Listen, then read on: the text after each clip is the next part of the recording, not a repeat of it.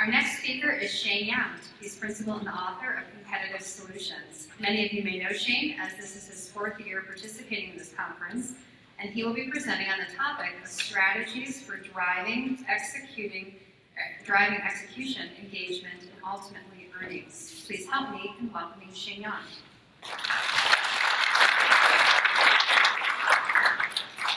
All right, good afternoon, y'all. Welcome to my session. Thanks for choosing this one. So I hope in the next 35 minutes or so I'll validate that you made a good decision. So you signed up for this thing, or you're in this room because you had some interest in this idea of a business boot camp. Right? What in the world is that? So over the next couple of minutes, I'm going to give you a narrative. Right? A narrative that's going to run a little counter to some of the other presentations you've heard at this event.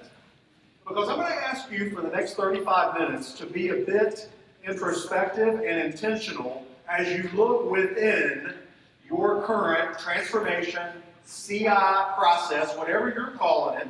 I want you to really look into that and reflect on that as you listen to me paint a narrative.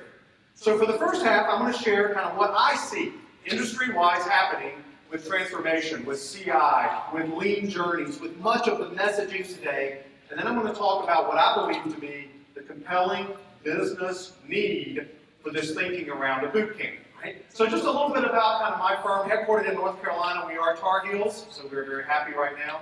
We've written a number of books. My latest book, Leading Your Business Forward, I'll be happy to provide y'all copies of this if you stop by our booth after the show. And also, let me talk about a number of clients through this topic. These are just a few of the ones that we've worked with since 1991. So let's kind of start a narrative if we could. How did we get here? Right? And my friends at Milliken kind of talked a little bit about the evolution over the years of different types of programs. And I want to start here because this is really where I began my career, right?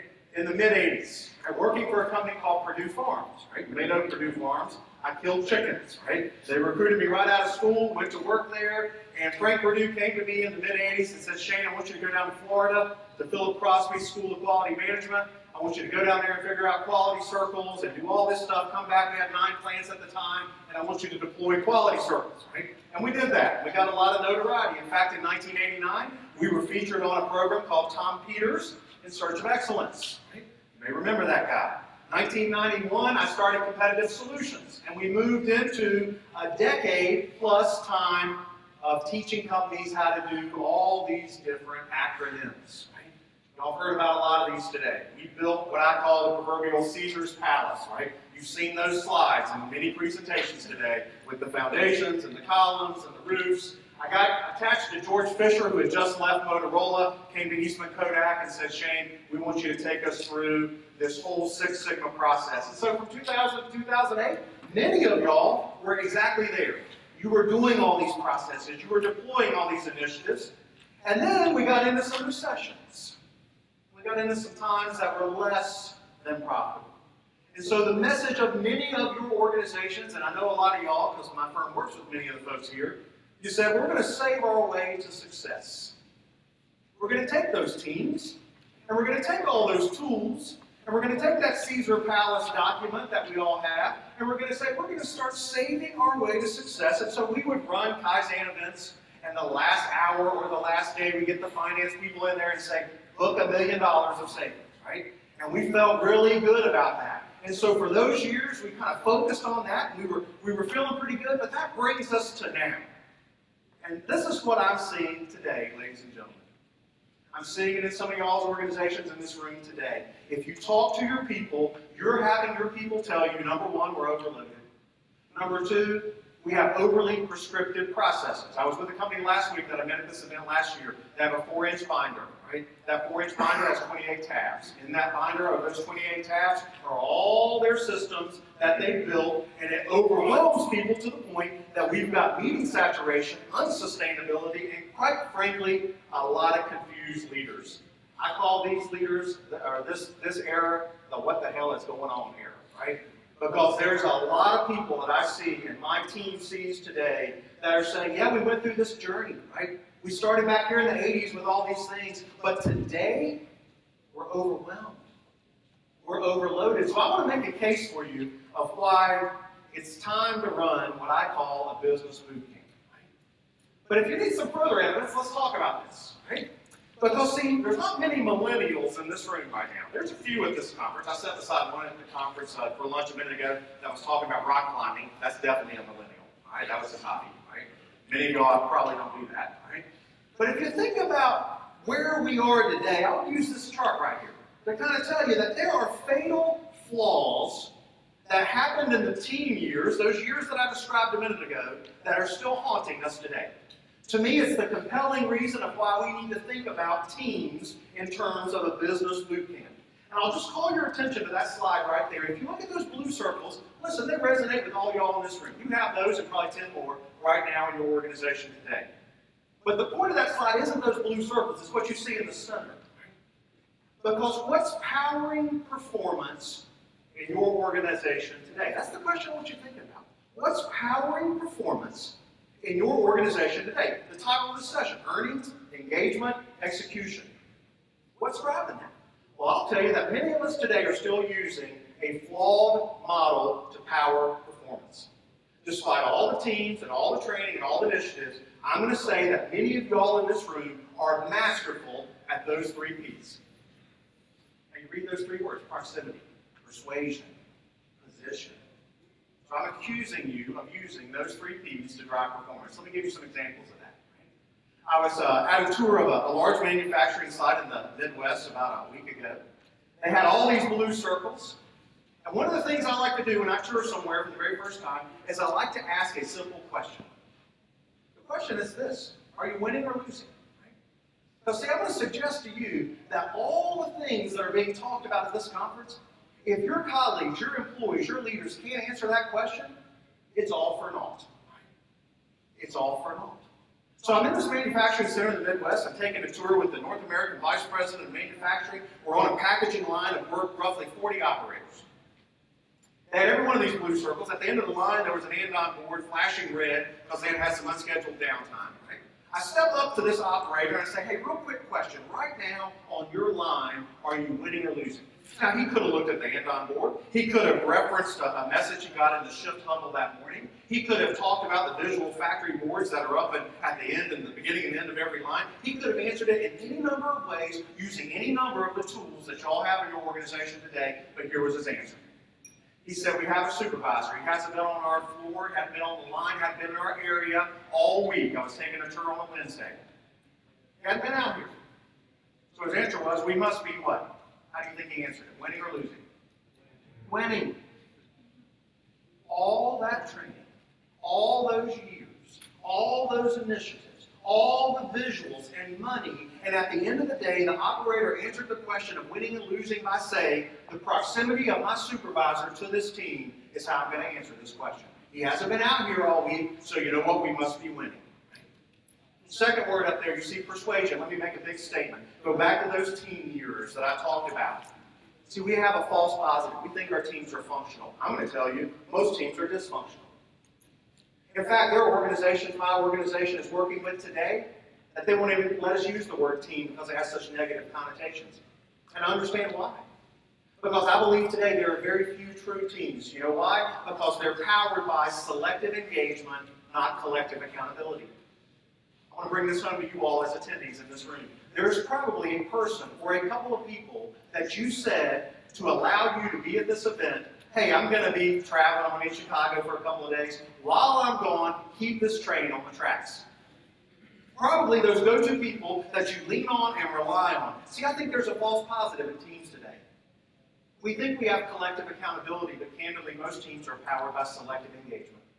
And you see it with the peer persuasion. I go to those individuals that I know I can count on. And I build a team powered by the select few, not the collective many. That last P up there is position. Y'all have that. Many of y'all in this room, you have the title of positional authority.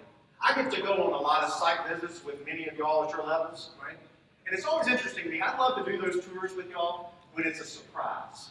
Right? I would love to hop on a corporate jet and go surprise a site. But see, we don't ever do that, right? We let them know we're coming. I'm doing one next week. They've known for 3 months we're coming. They know when we're arriving. They have thoroughly scripted, ladies and gentlemen, that visit, right? From our tour route, because they don't want us talking to some moron that knows nothing, right? from the slide deck that we're going to view, right? It's been vetted beyond vet, right? From the time we arrive, we get picked up. We don't get to get rental cars. We get picked up. We get dropped off. It is so managed. The positional authority of us being present for that 4-hour visit drives a false focus, urgency, and accountability. And see, I'm going to suggest to you that that's what's missing in many of our organizations today. We've built supposedly teams. We think our teams are mature, but I would suggest to you our teams are still powered by proximity, persuasion, and position, despite all those points. You may still be wondering, well, what's some additional evidence, Shane? Let me give you a couple of points that I see in organizations. There's a feeling. It's not often said, but here's the feeling. Here's some great tools. Maybe I find a problem so you can practice the tool. We don't like to say that, but I will tell you that's how people feel. Number 2, a hidden factory is used to generate data and metrics that few folks know and even less understand. You have a hidden factor of people generating data. Can people answer the question of are we winning or losing? That's ultimately what it's all about. Right? Number 3rd point, meetings. I'm going to talk about meetings. I want you to remember the number 6. All right? I'm going to come back to that in just a minute. Meetings feel like an in addition to the work, not the enabler of. I know there are you all in this room today that you look at your outlook for the week. And your thought is, how am I going to get any work done when I'm in meetings from the time I arrive to the time I leave? That is symptomatic of this situation we have today. Next point. I had a president of a large cereal manufacturer who said this to me, our teams feel like a failed social experiment. Because when we built those teams in the 80s, we focused on what you saw on the earlier slide. We focused on personality. We focused on the get-along skills. We focused on all these things that at the time told us we need to do that. But we never went back. And see, that's what I'm going to emphasize to y'all. We never went back to our teams and gave them any more than that. So we have a situation today where, yeah, they feel like a failed social experiment. Now, if I'm the leader of a team and I've got all that, guess what I do? As the leader, as the business unit leader, as the frontline supervisor, as the departmental manager, you know what I say? It's just easier if I just do it myself. It's just easier if I go back to proximity, persuasion, and position, because I'm good at it. I know it can get stuff done. I know it can drive the proper focus, urgency, and accountability. So it just let me go and let me do it because it's easier if I do it myself. And then here comes a lot of y'all in this room. And you look at your culture and you do some engagement surveys, right? And you talk to people and you're trying to get a pulse of the company. And we say, well, guess what? Our culture's the problem. So we got to fix our culture. So not only is the problem, it's a fix, which is totally wrap your head around that, right? And then I want to close with this final point about kind of current state. If you're still uncertain, I'd ask you to read this article. April of last year. They looked at a couple of our accounts, featured us in this article, and this is the premise. You see it in quotes there. The underlying issue of any transformation, ladies and gentlemen, and I firmly believe this, if our teams do not have business acumen and execution skills, it doesn't matter what your Caesar Palace looks like. It doesn't matter how much you staff your transformation initiatives. At the end of the day, if they don't understand winning and losing, and they don't understand execution, it's all for naught. And that was the premise of the April edition. Let's stop talking about culture, right? Now, that flies in the face of some people talking at this event. I recognize that, right? See, we love to talk about culture when it feels good, right? We love to tell the positive story of culture when we think we've arrived. I'll suggest to you, you want to build a culture, it has nothing to do with how we feel. It has everything to do with what we're doing to move the business forward. So we've got to give those teams, I'm going to come back to those teams again. We've got to go back in our journey to those teams, and we've got to create a compelling business need. In essence, a boot camp. Let's go back to those early team structures and team events, and we've got to recalibrate what teams are designed to do. So what I'm talking about, I'm going to show you this model. You should have gotten a handout on this when you walked in, right? Here's what I'm describing, right? We need to create a team business boot camp so our teams have 4 what I call non-negotiables, right? The first one I'm going to talk about is this idea of business acumen.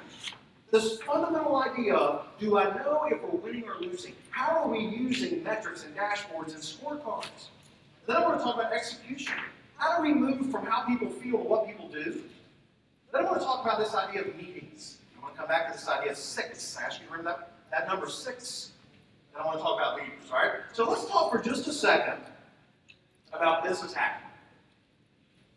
Because ultimately, this is the pull. my comment that says, if I don't understand the business, everything related to transformation and lean is abstract. So how do we build business acumen? Well, I'll give you a very simple metaphor, right? I hope you'll remember this metaphor. Two pictures. The one on the left, what is it? A thermometer. The one on the right, I grew up in a house that had one of those. Most of our homes don't have that anymore. We have the Nest and all the fancy stuff, right?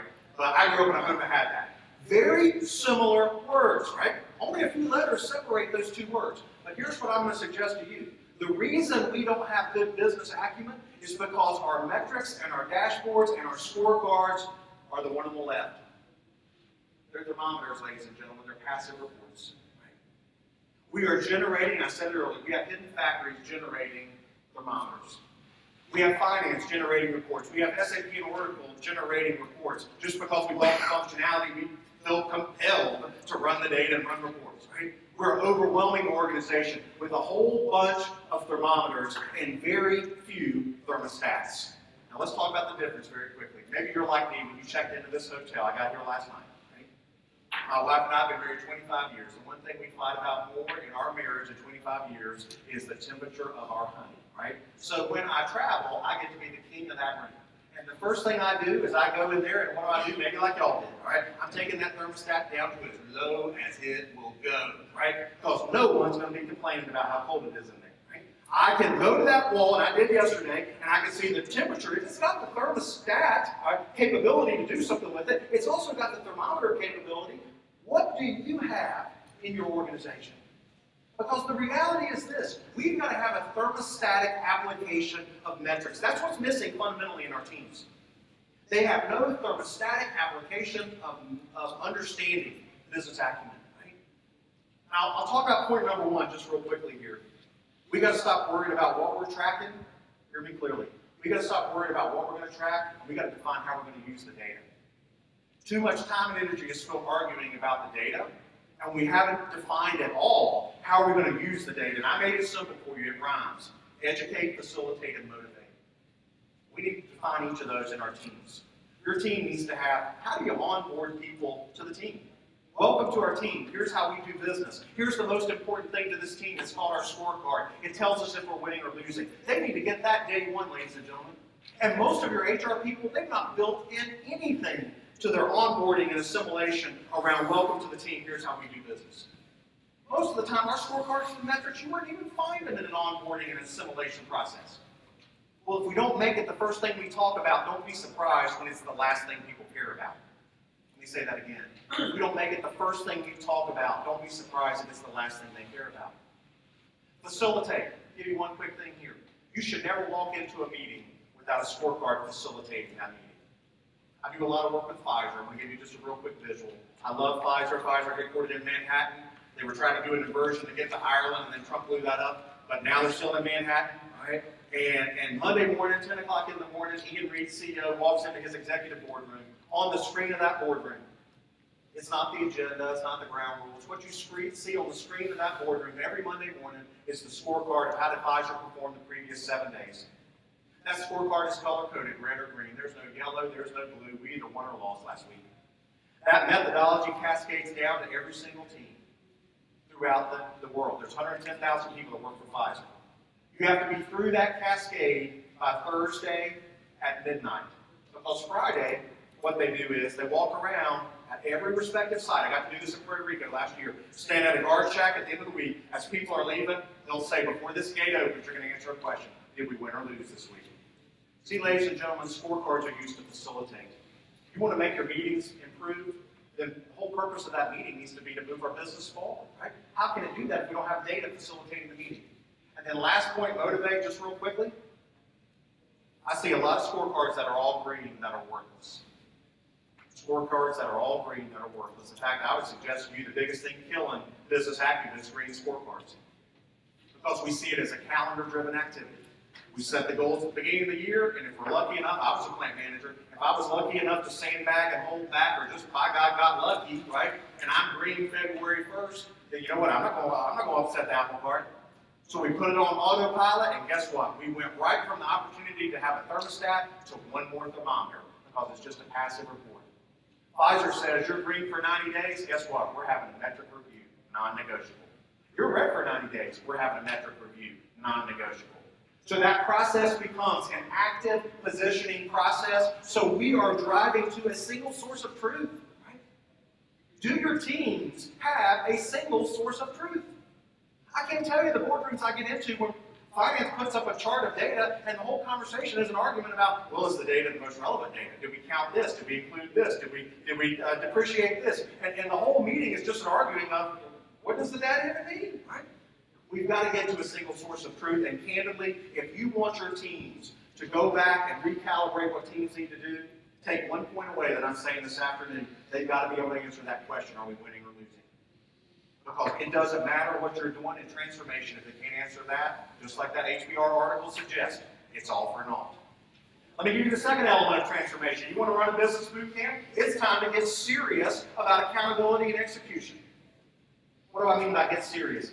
Get serious to me means we got to stop making accountability about how we feel and make it about what we do. What do you mean by that, Shane? Well, what I'm suggesting is that we need to be in our teams having a conversation. Here's what it looks like. What have you done since we were together last to move our business forward? So I've got this scorecard, these metrics that are thermostatic, telling me if we're winning or losing. I need to get serious about accountability and action registers and action lists that actually mean something that says, if we're losing on our scorecard, you are going to tell me what you're going to do to move this business forward since the last time we were together. So that the metrics define execution, a thermostatic execution. We also have to get, ladies and gentlemen, very serious about the capability of measuring engagement. Let me tell you what I mean by that. Our data suggests that in a team of 20 people, you can physically validate 6 as engaged. I've done this 25 years, all right? My data says in a team of 20 people, you can physically validate 6 as engaged.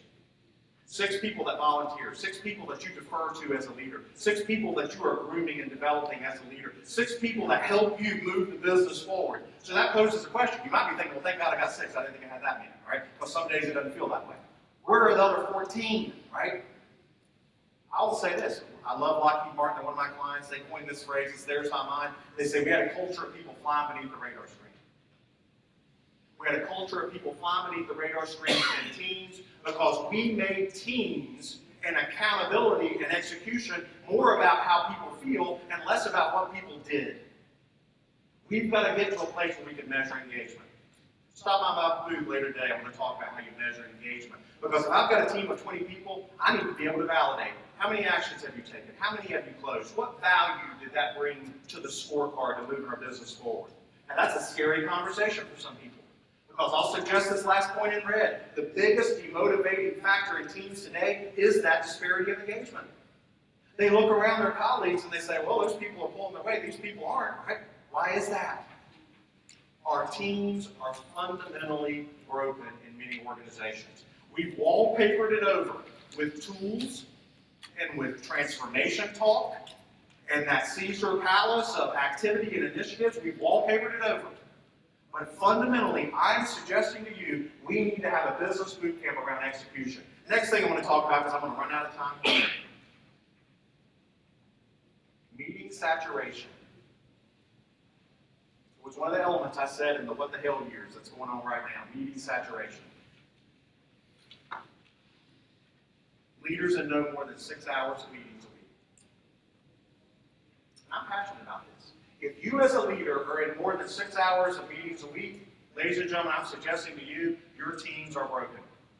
Your meetings are broken. Your messaging is broken. Your business acumen and execution is broken. And there are a lot of y'all that you love your tier meetings, right? I was in one last week, right? The tier meeting started at 6 o'clock in the morning. The leadership team didn't get out of those meetings until 1:30 in the afternoon. And guess what? The content was redundant. The content was ridiculous, but that was our process. It's in the 4-inch 3-ring binder that talks about tier meetings and how we have this waterfall cascade, right? And we do it, and we do it, and we start our work at 1:30, and we complain about it like crazy because it doesn't feel like it's moving the business forward. We've got to get our head around, ladies and gentlemen, what a good meeting looks like. Because I sit in entirely too many bad ones, and probably you do too.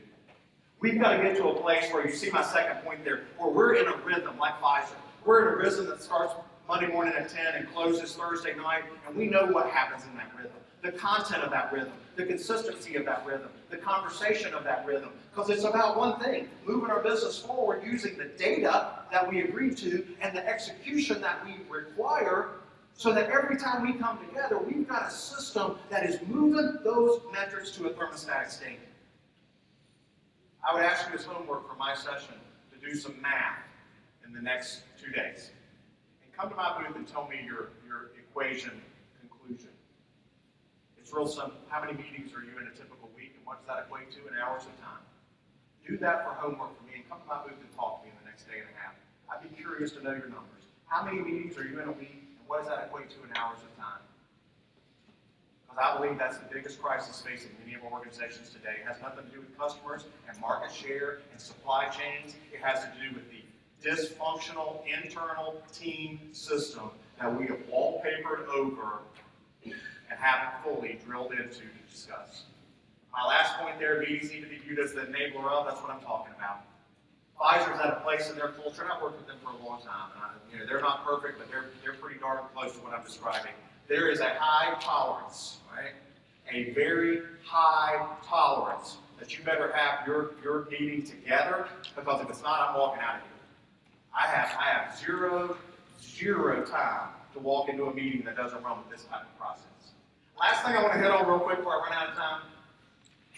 Talk about teams. Well, listen, our leaders need a boot camp too, y'all. Because a lot of us as leaders, we're really good at those 3 Ps again. We're really good at swooping in, putting the red cape on, saving the day. That's proximity, right? We're good at that. A lot of y'all wouldn't meet managers and vice presidents if you weren't great, right, at putting the red cape on, swooping in, and saving the day. That's proximity. A lot of y'all would not be where you are today if you couldn't make a compelling argument. That's persuasion. And a lot of y'all wear the mantle well of positional authority.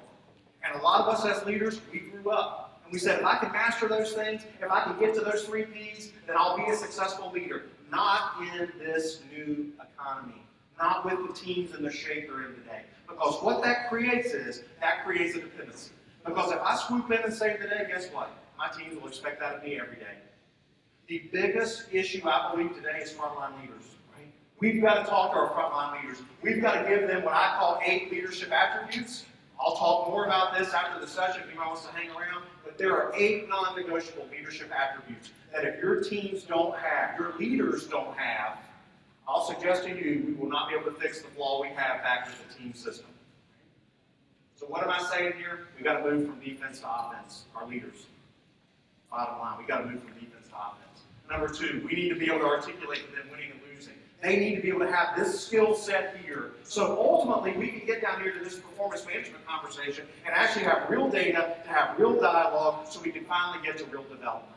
But that process is broken in most of our organizations. So I'm getting the red line here. What have I said? 2016, we did a survey of people like Harley-Davidson, Pfizer, a lot of our clients. They said the top 3 issues facing our organization today. 1 is sustainability. Number 2, it's meeting saturation. We can't lead if we're in meetings. And number 3, it's this idea of what do leaders do in this new environment. How do we move from 3 Ps into a leader that understands those 8 attributes? So I'll suggest to you this in closing. The issues facing some of y'all in this room, not all, and I don't want to overgeneralize, but not all, but many of the issues facing what I believe is the reality, is the straight talk that I think we need to have organizationally, is we need to look at our teams, and we need to look at our leaders, and we need to ask these 4 bullet points right here. Right? Is there a business acumen process that discerns winning and losing? Number 2, is there an execution process that moves the dialogue to action and affirmation, and it's more about what you do, less how you feel? Number 3, that we get to a place where we take charge of our meetings. You take nothing else away that I say in this session, ladies and gentlemen, we have got to get in control of our meeting process. We cannot drive the proper execution, acumen, and accountability when we're sitting in meetings, and it's out of control. Right? And last point here, we've got to give our leaders a process to get to what I call clarity, connectivity, and consistency. So what have I said in this session very quickly? We got to confront. Go back to those team years. You've got to ask yourself, your teams, do they have the foundation that they need to truly be the deployment vehicle for your strategy? That's the question we need to be asking us today. I think they're fundamentally flawed.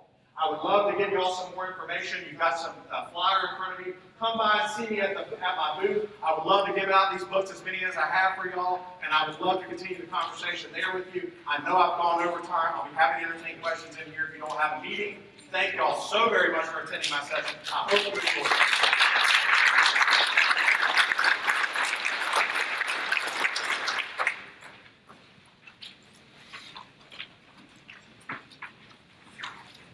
Thank you so much, Shane, for that great presentation. As Shane mentioned, he's got a booth in the exhibit area, so go find him and his colleagues that are here as well if you'd like information or to get a copy of